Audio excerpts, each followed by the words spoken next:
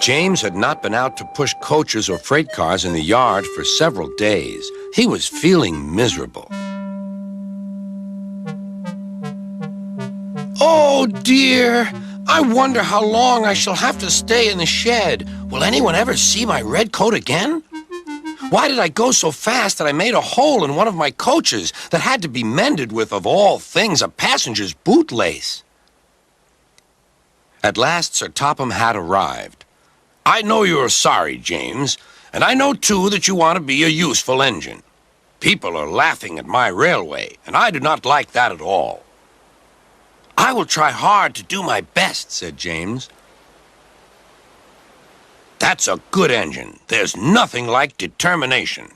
I want you to pull some freight cars for me. James was delighted and puffed away.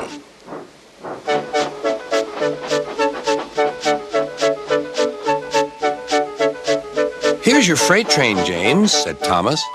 Have you got some bootlaces ready? And he ran off laughing. Oh, no, said the freight cars. We want a proper engine, not a red monster. James took no notice and started as soon as the conductor was ready. Come along, he puffed. We won't, screamed the freight cars. But James didn't care, and he pulled the screeching cars sternly out of the station.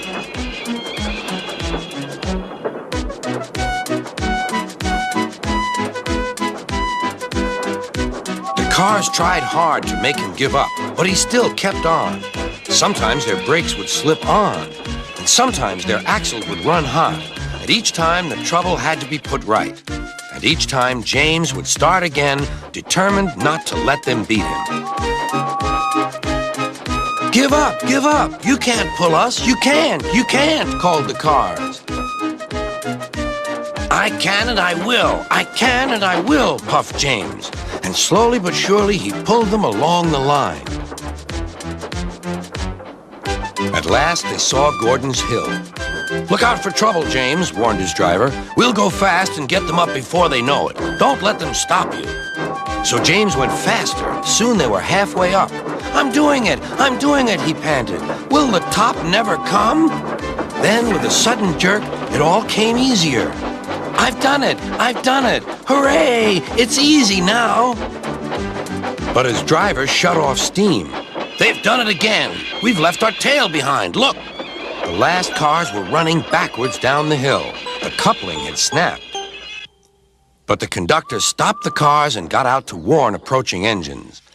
That's why it was easy, said James as he backed the other cars carefully down. What silly things freight cars are! There might have been an accident. Should I help you, James? Called Edward. No, thank you. I'll pull them myself. Good. Don't let them beat you. You're doing well, whistled Edward, as James slowly struggled up the hill. I can do it, he puffed. He pulled and puffed as hard as he could.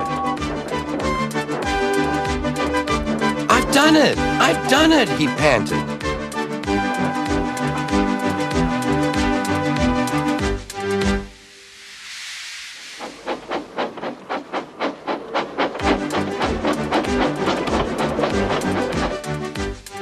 James was resting in the yard when Edward pulled up. Beep, beep, he whistled. Then James saw Sir Topham Hatt. Oh, dear, what will he say? He asked himself. But Sir Topham Hatt was smiling. I was in Edward's train, and I saw everything. You've made the most troublesome train on the line behave.